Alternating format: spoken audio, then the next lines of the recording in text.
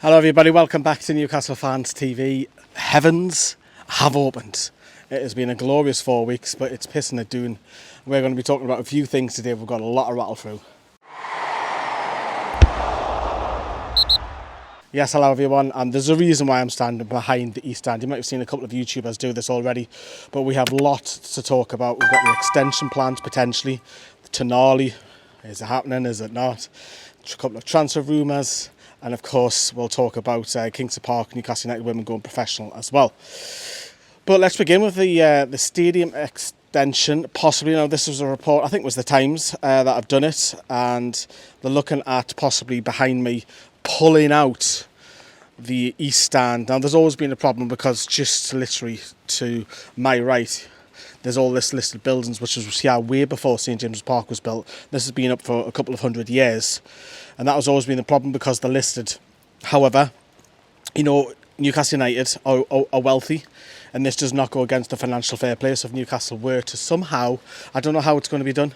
I know Freddie Shepherd's looked at possibly moving these buildings in the past. I don't know how that's going to be done in the future, but money talks effectively, and Newcastle have plenty of it. So that could be one aspect of it. I think the main thing, what worries the experts in particular is the light. To have light coming through. Now at the moment, despite it raining, you can see everything around is very bright. But however, if you have this big massive stadium behind me come right up against this wall, and you've obviously got the road here. I think the road will obviously clearly need to be moved. Now this road isn't a busy road because it's now used a lot of it for parking next to the Leazes Park as well. So a lot of cars just park there. But you can also pull that road and move it right next to the building and pull some of it out, is one expert's opinion. I don't know. However, if you go, obviously, the fan zone, literally right next door to where I work, which I can't even escape football, it's right on my doorstep, literally, the ground, is you've got the fan zone, and I'm actually championing that for years. I think it's something at the club, the engagement will just go through the roof, in particular, people who can't get to games, but they can still be involved in a match day, in particular young kids, man. I was unfortunate that none of my parents are into football. I suffered. I didn't go. I went to one game in 1995 when we beat Gateshead 4-0, and then nobody really took us. So it was only really until I was like 12, 13 I started to go on my own. And that's a great for kids who don't have parents or can't afford them to go, because tickets are in high demand. Yeah, we've seen them go up as well. That was obviously a debate on social media, of course, as well. But with this, look, I think it needs to happen because Newcastle are on the up. More people want to come in. And obviously there's talk about the 60,000. So how much can you pull the East Stand out? And you're obviously going to have to go up as well. Obviously the Gallagher was being talked about for years, and obviously you've got the metro line going underneath the Gallagher, which causes a problem in itself. You've got the RVI, we've got a big massive hospital, an expert hospital right on the doorstep, which a lot of the North East, not just Newcastle, a lot of the North East use. So you can't block the access because emergencies are priority. So that's difficult. Yes, you can do a bridge, you can go under potentially, but how far can you go under? Because the metro line's underneath, so you might have to go over. But look, if the club are going to put a fan and put a lot of money and start building activities like, bars and things for kids to do, that tells me that they're not looking short term to pull that Gallagher out. I think that is probably the way forward in the long term, unless Newcastle United were to move stadium. But let's be honest, it would kill me if to move away from St James's Park. All the locals will say exactly the same. So that's a tricky one, isn't it? It is such a tricky topic to go through. But I would love to know what you think about that as well. Sandro Tonali, we did tell you, we told you it wasn't done. There's obviously articles, there's media outlets, there's also videos have gone up on YouTube saying deal done and all this, deal completed. I told you it wasn't done. Told you, we didn't just put it out there saying, oh, it's done.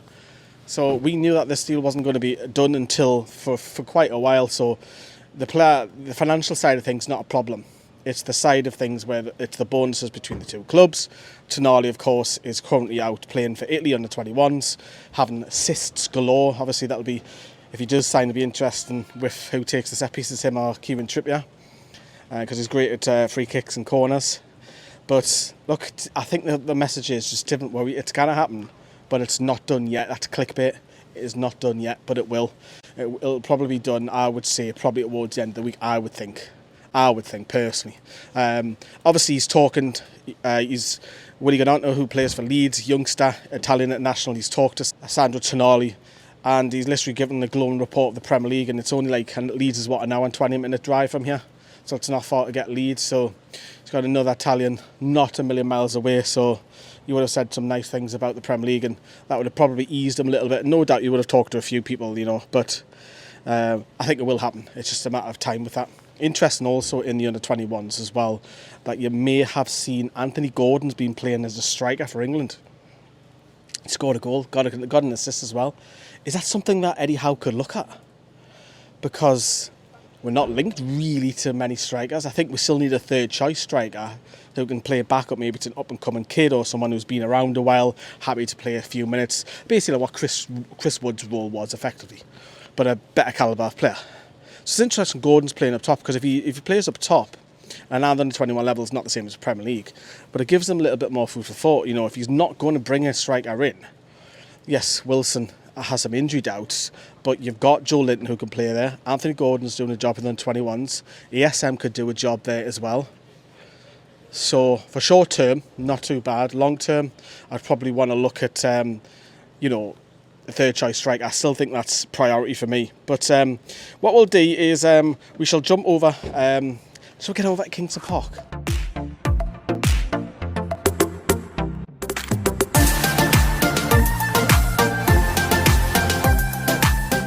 And bam, just like that, everybody, we are up Kingston Park. I wanted to talk about transfer rumours, because James Maddison looks like, allegedly, that he's off to Spurs. Leicester have apparently lowered their transfer fee, and he's agreed terms with Spurs all of a sudden. Look, you have to choose between Spurs and Newcastle right now. You're clearly going to choose Newcastle United. Newcastle are on an upward trajectory. Spurs aren't.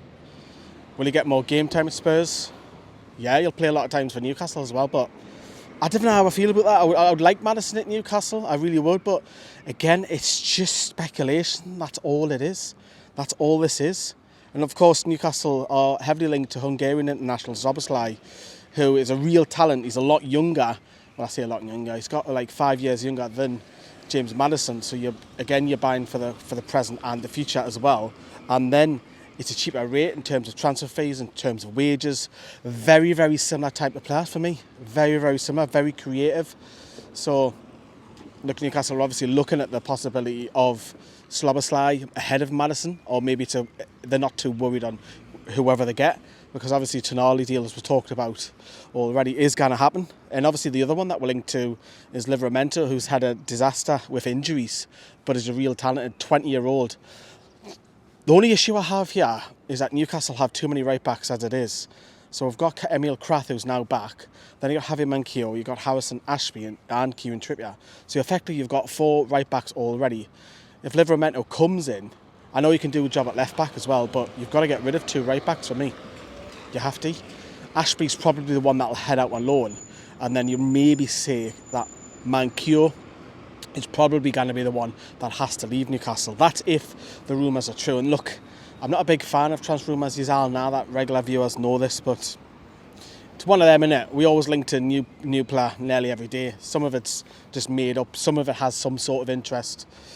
But we'll talk about NUFC Women now, because obviously I'm up Kingston Park for a reason, and we haven't really talked about it as much on the channel because of work commitments, and what we've been doing is daily videos where everyone has a different turn. Obviously, Newcastle Women have a massive following now. It's grown and it's grown and grown. And the great news was that they've been made professional, which is just incredible.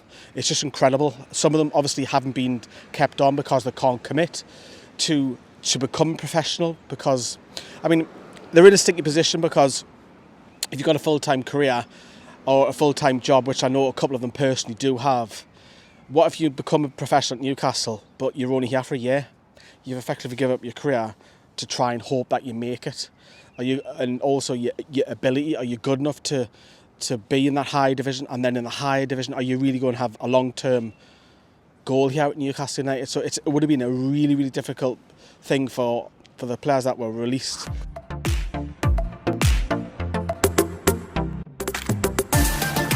Boom, and just like that, everybody, we are back at St James's Park.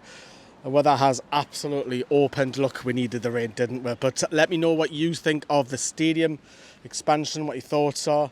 Let me know about the transfer rumours, NUFC Women, of course, Sandro Tonali as well as ever. If you got all the way through that video and you're still watching,